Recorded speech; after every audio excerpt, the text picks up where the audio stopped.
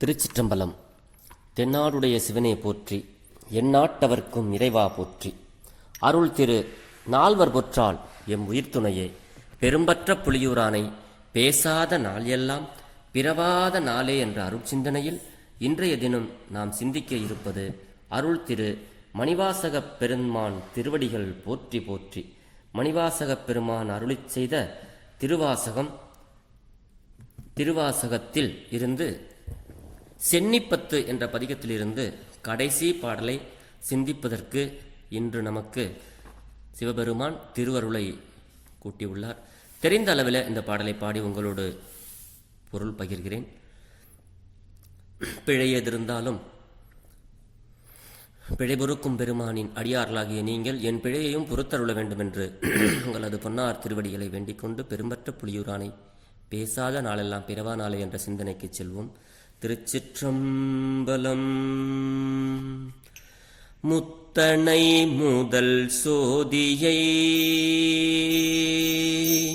முத்தனை முதல் சோதியை முக்கண் அப்பனை முதல் வித்தினை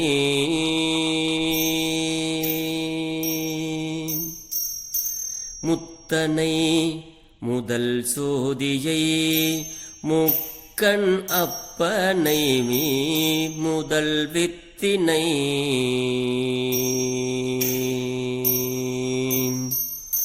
சித்தனை சிவலோகனை திருநாமம் பாடி திரிதரும்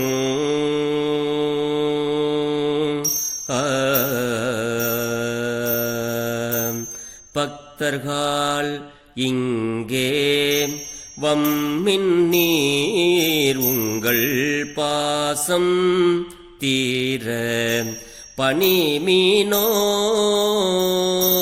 பக்தர்கள் இங்கே வம்மின் நீர் உங்கள் பாசம் தீர பணிமீனோ. சித்தர் ஆம் தரும் சித்தம் ஆர்தரும் சேவடி கண் சித்தம் ஆர்தரும் சேவடி கண்ணம் சென்னி மண்ணி திகழுமே. சேவடி கண்ணம் சென்னி மண்ணி திகழுமே.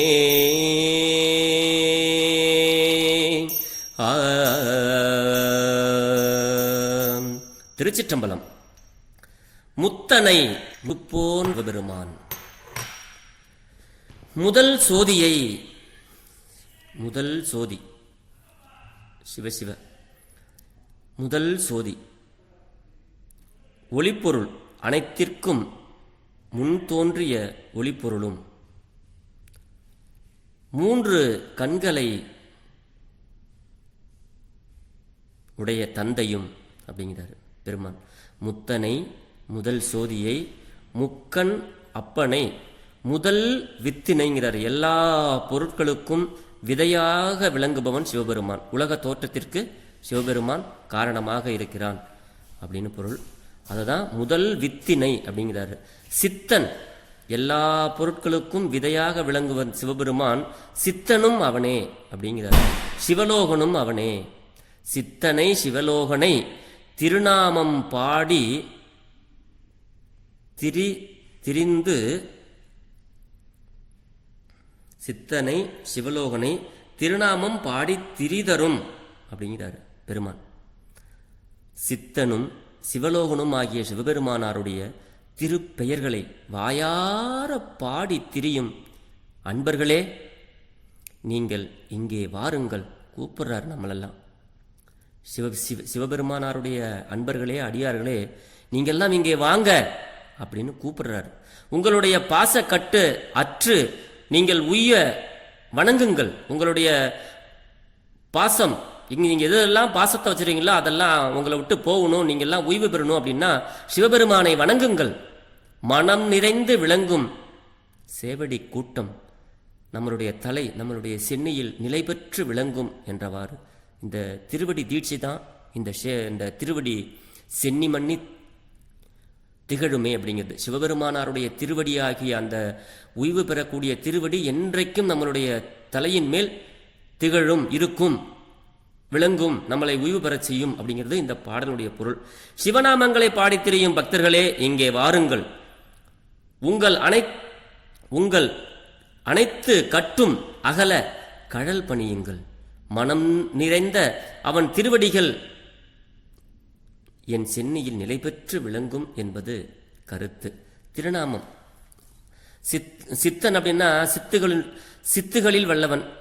இறைவன் எல்லாம் வல்ல சித்தராண்மையை பற்றி சிந்தனை என்றார். அதான் சித்தன் அப்படிங்கிறது. அவனுடைய நாமம், சிவபெருமானாருடைய பெயர்கள் தான் நாமம். உருவத்தை பற்றி நிற்பது, உருவங்கள் பலவற்றையே வேறுபாடு உணர்த்துவதற்காக காரணம் கருதாமலும் வழங்கப்பெறும் இறைவன் உருவற்று பொருளாகவே அவருக்கு நாமம் இல்லை. ஆயினும் ஆன்மாக்களுக்கு அருள் செய்வதற்காக உருமேனி தாங்கியும் நாமம் தாங்கியும் வருவான். ஆதலின் அந்த பெயர்களை பாடி நமச்சிவாயா, சிவாய நம, கபாலீஸ்வரா, மருந்தீஸ்வரா அப்படின்னு அவருடைய பல பெயர்களை, தில்லை கூத்தா, அப்படி பேராயிரம் பரவி வானோர் எத்தும் பெம்மானை, அதே பொருள் தான் இங்கே சொல்றாரு. ஓருருவம் இல்லானை பாடுதுங்கான் அம்மானை அப்படின்னு சொல்லி மாதிரி அவருக்கு பேர் 1 2 இல்லை, ஆயிரக்கணக்கான பேர், பேராயிரம் பரவி, அதை தான் இங்கே சொல்றாரு. அவனுடைய திருநாமத்தை சொல்லி அந்த பெயர்களை பாடி அன்பர்களே ஏத்துகின்றார்கள். அங்கனம் பாடி ஏத்தும் அன்பர்கள் வம்மின் இங்கே வாங்க. அப்படி நீங்கள் செஞ்சீங்கன்னா உங்கள் சென்னியில் சிவபெருமானாருடைய சேவடி என்றும் நிலைத்திருக்கும். பாசம் உங்களை விட்டுவிடும் அப்படின்னு இந்த பாட்டில் பெருமான் நமக்கு சொல்றாரு. உங்கள் சென்னியில் சேவடி மலராமைக்கு காரணம் பாசம் உங்களை விடாமையே. அதனை ஒழித்தால் திருவடி சென்னியில் மண்ணி திகழும் அப்படிங்கிறாரு. பாசத்தை அகற்ற ஒரே உபாயம்தான் இருக்கு.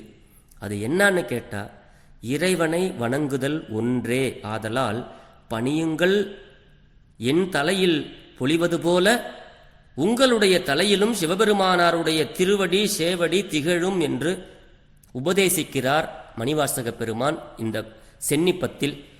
ஆக அன்பர்களே, அடியார்களே, மெய் அடியார்களே, நாமெல்லாம் சிவபெருமானாருடைய திருவடியை பற்றி அவருடைய 1000 பெயர்களை சொல்லி பாடி அவருடைய சேவடி நம்மளுடைய தலையில் திகழட்டும். அப்படி திகழ்ந்தால் நாம் வாழ்க்கையில் ஓய்வு பெறலாம்.